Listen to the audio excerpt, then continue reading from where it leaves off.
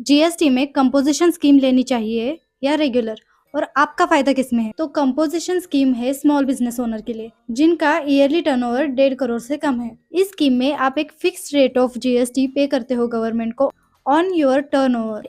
अब ये रेट होते हैं ट्रेडर्स, डीलर्स और मैन्युफैक्चरर्स के लिए 1%, रेस्टोरेंट्स के लिए 5% एंड फॉर सर्विस प्रोवाइडर 6%। लेकिन इस स्कीम में एक कैच है, आप आईटीसी मतलब इनपुट टैक्स क्रेडिट इसमें क्लेम नहीं कर सकते।